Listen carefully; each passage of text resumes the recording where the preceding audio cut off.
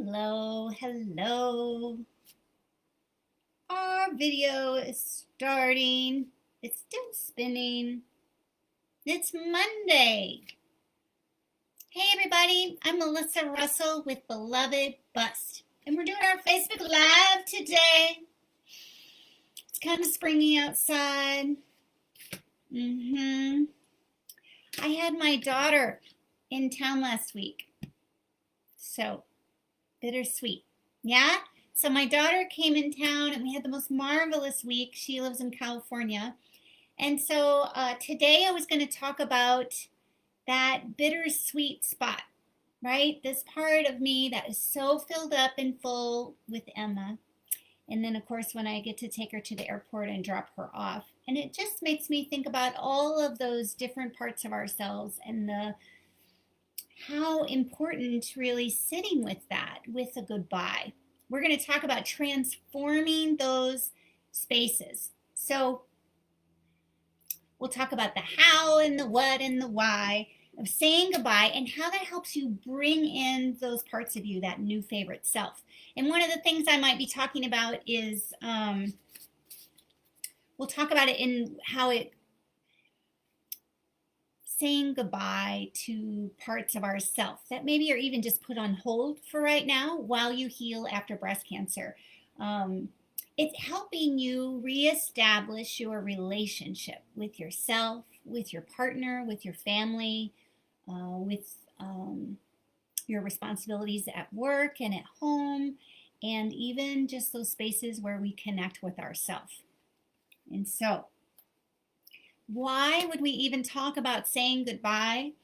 We're talking about some closure as far as making peace with maybe if I'm not able to do an activity that I used to do. I haven't been able to ride my bike for the miles like I used to, right? So you're making room for the next phase. Just like my daughter, when she comes in town, right, and she goes off, the first time she left for California, she was going to college. And we're really close. I was a single mom for years and years. And so that was really one of the hardest transitions as far as a relationship for me. And as we got through that space, me personally, right, I really got to know myself as a person that, and not just the mom. Like, I love being a mom. I went to all the things. I had my schedule kind of in ways that I could show up for her throughout high school and athletic events and whatever, right? So just really noticing how much I identify as a mom. And so there's all these little bits and parts of ourselves that we identify with that maybe are transitioning after having had breast cancer, recovering from, hey, Emily, recovering from breast cancer surgeries and treatments. And so when we say goodbye or have a little moment where we connect with ourselves, we're making peace with that, but we're also making room for the next phase. Just like Emma is home from California and she's out of college and now she's trying to decide, does she go to grad school? Where does she live? All of these different phases, right? And when you're recovering from, when you're healing, sometimes we transition into these new parts of ourselves. We get to know that maybe might not have even been there before. So before I have long haul COVID and I've been sick for a couple years. And so I'm much better than I was, but I still am not able to exercise, right? And I really identified as someone who was strong. I was so strong, I could do anything. I could open all the jars in the house. I could carry all the things from the car. I could change the sheets and do all the things and not have help, right? I could work as much as I wanted. I could travel and carry my backpack and luggage and all the things. I could bike for 35 miles at once, up hills, down hills, all the things. And so as I am healing, I'm getting to know new parts of myself, right? I can't ride my bike or sign up for that 5K or 10K. So I thought, I'm going to get really good at the guitar. So I play rock star in my living room on the weekends instead of riding my bike. Or I go for a walk and really soak up the areas, right? There's different ways that we can put together, just as I have you guys put together your list of self-care, like what really makes you feel taken care of and what really lights you up, right? So we're always kind of referring to that go-to list of self-care. And so bringing your attention to the now, saying goodbye, making peace with those parts of ourselves, we're bringing our attention to now. And this is where you heal, right now, right? And so, how do we transition into those pieces? So, first, you want to maybe identify a part of you that you're missing or that you kind of are longing for, or that is kind of that heartache space. I have a client at the clinic right now, and she came in with a double mastectomy, and she's in between waiting, deciding if she wants reconstruction, what kind, all of those things, and of course, waiting. And one of the things that she talked about is how much she really missed her breasts. And she used to have large breasts and really identified with that as far as hugging. She is a hugger and she is a mama, and she would take care of her family and hug and was an embracing, just warm, nurturing. And she really missed that. And so now when she hugs somebody, every time it is a reminder of her experience of of having double mastectomy, of having without, right? And so one of the examples of that, so say if you've had a double mastectomy and you can have this place where you really connect again with your new body, whether you have implants or reconstruction, or you're in between, or you're going flat. One of the things that we do is the scar release. And scar release, and even if someone is not working right on the scar, but just holding your chest or breast or area where your breast was, is you reconnecting with your body, right? So much more than the physiological, the tissue releasing, right? We're all about relieving pain and tightness. But all of the things that we work on are in these multiple levels where we're reconnecting with ourselves.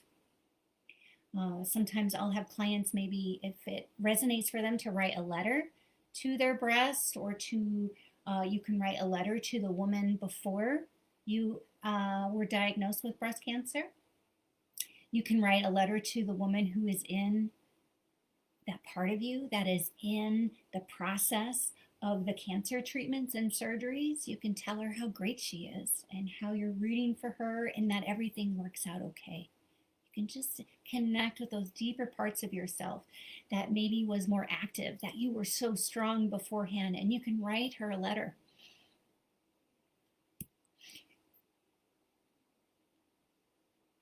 You can tell her how amazing she is and how strong, and how that scar is an example of how the body heals. My daughter left yesterday, and I feel the shift, and then I can notice how amazing these parts of ourselves grew as we moved through life, as she went to college, as I got to know myself outside of just being a mother. And as I get to know myself in recovery, I get to know how quiet I can be, how much I enjoy spending time with myself without doing all the things. I can be vulnerable and ask my husband to open the jar of pickles, right? I can adjust my schedule so that it serves me. So identifying maybe what you miss the most. Maybe that shows up as, like my client, when she hugs somebody, it's a big wash of all the things she went through, right? It doesn't have to be one specific thing. It can just be a feeling of loss. And so you can just sit with that a little, and we just feel it. Again, you can journal or write letters or just notice. You can hold your body. You can add your self-care, right? Whether it's a bath, your nightly cup of tea, things that are nurturing for you, right? And so when you identify maybe what you miss the most, You can then, right, feel and mourn. You can say goodbye in a sense. You can, um, as opposed to longing for that part of yourself, you can connect with that part of yourself. And she helped you get to where you are today. Those scars are an example of how magical the body is and how it comes together and heals. And we can heal on all those surfaces, including the loss and maybe the loss of parts of yourself, whether that is parts just in a body sense, maybe in activity and all the things you used to do, or how you saw yourself, right? As I saw myself as a mother, or saw myself as very strong and active, independent. We can start to embrace those other parts of ourselves. Vulnerability creates connection. And as we connect with ourselves, we're learning how to be more empathetic and compassionate to ourselves and our journey, which is only going to open your heart to have more compassion and empathy for those and others in your life. And so the how, right? Reconnecting with yourself. Identify maybe what you miss the most or what you long for, maybe even anger, right? We have so many layers of things that are there as you go through some of these processes. So making peace with that and not washing over, not glossing over the loss, right? Just allowing yourself those moments to sit with that. And again, whether you connect with a friend and talk about it, whether you journal, you can talk about it in this group, right? Sharing those pieces allows this connection and also allows for you to make room for new parts of yourself. So feeling all the feels. I don't know if you can hear that. The neighbors, they're new and they have two little yippy dogs. So we just play with the dogs. We'll just have a little dog background. So feeling all the feels, maybe journaling with yourself. You can write a letter to your body. You can write a letter to the woman you were before the breast cancer surgeries and treatments. You can write a letter to that part of yourself as she was going through it, right? You can root her on and give her a love letter, right? Of a high five and that she's doing so great. And you can write a letter to the part of yourself now as you process fear, pain, guilt. Lots of women talk about guilt that shows up, that they've taken so much resources, time, money from their family or their partners or their jobs. And so we get to reassess those pieces and we get to transform them into your superpower. You get to know your new favorite self. In all of these, just like the different parts of the phases of your life, like my daughter moving away to go to college, all of those collectively make up who you are, just as this experience can. And so identify first, right? How? Maybe identify with some of those pieces that you feel the biggest loss for, and then connecting with that. Again, being vulnerable with yourself creates that empathy and compassion. So we have a little more patience. That voice in our head that is telling us all the things can be a little softer, can be a little more patient, can also be in a marvel at all of the ways that you have shown up and taken care of yourself and gotten through and healed, right? You get to learn to be an advocate for yourself. Maybe you didn't have that kind of voice before your experience. So advocating for yourself with your doctors, with your healthcare team, and even advocating for yourself with your partners, maybe your boss or work environment. Asking for what you want, right? Sometimes women feel really lost for that if they really identified with being sexy or sexual or having a very intimate relationship with their partner. And so you can connect with that part of yourself. You can mourn the loss or the transition, right? It's not like it's never coming back, but just when we're in these phases of healing, your fight or flight takes precedence. And so it's hard to feel pleasure or wanting to connect when your attention, everything goes internal as you are healing and you're reorganizing and reconnecting with who you are, making peace and getting to know new parts of yourself. And those other pieces are still there. We're going to create space so that they can show up, right? So, transforming with your partner, you get to learn how to ask for what you want. It might have changed when you're being intimate and having sex, or when you're okay or no sex, like not right now, right? And so we get to be vulnerable and connect in other ways. Sharing your experience with your partner creates that vulnerability so that the intimacy can be that much more, have that much more depth and connection and safety and security. And that is where you can really go into pleasure, right? When fight or flight is softened and we feel safe and secure on that primal level, that is when you can really go into those spaces of freedom, of pleasure, of really letting go on all those multiple levels in life. So it transforms your relationships. If we say goodbye or connect with the loss, we're creating space for the new.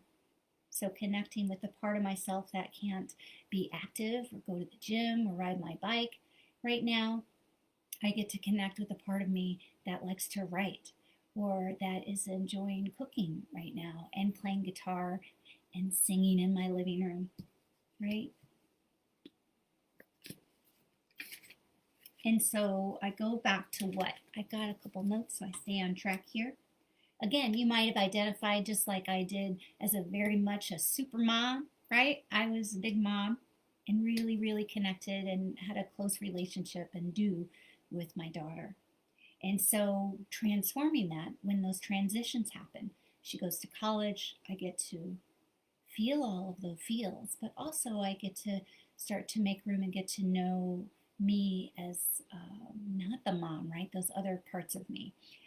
You might identify as a leader, or again, as sexy and really loving your body, or how it looked, or how it felt, or how you used it and moved it. Might be image, the scars, things like that, that maybe catch you. That might be a hint that that could be a place where you can go in and connect with.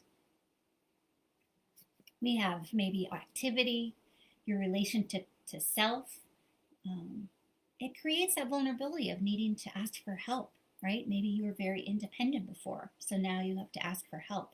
Or maybe you were easygoing and now you have more things like I can eat this and not that, right? You just have more things that you get to create safety and security and bring back your body and heart and soul to that recovery place. Work, family, relationship, and most of all, that relationship with yourself and how you identify your strengths, what you feel good about, how you like to show up in the world. And you get to add depth to that. So it is not so much a goodbye or loss like that is gone. That is a part of you, and you get to know new parts of yourself that get to show up as you make room, as we create space for your new favorite self to show up. And she'll have all of that. It's not one or the other, right? Last week we talked about the and. I am this and that. We talk about the scars, how that's a beautiful example and how the body heals. You get to talk about maybe with your partner. So we get to deepen those conversations. Again, talking about where you feel vulnerable. You get to reinforce boundaries. Maybe you did not have or have a need for such boundaries before. So you get to have boundaries around your time, where you spend it, how much, all of those things, right? You get to find your voice and advocate for yourself by saying no to things that aren't important or you don't want to do or don't want to have the energy for. That's not a priority. You get to say no, guilt-free, right? So saying goodbye, in a sense, connecting with the loss, is creating space for you to connect with those new parts of yourself. It's all inclusive. I am this and that. And you get to learn and discover new parts of yourself. And then they get woven in to you and how you relate and connect with those that you love in the world around you. I'm Melissa. It's so wonderful to be with you all. I'll put a link in the comments below. I have 3 spots open for one-to-one coaching. That's an example of some of the things that come up with my clients online. And then I would love to hear about you. What are you feeling the pull to connect with? Where is maybe some of those places of loss that we can connect with and transform? Feel free to post in the comments. Reach out if you have any questions. I hope you all have a wonderful, wonderful Monday, and I'll talk to you soon.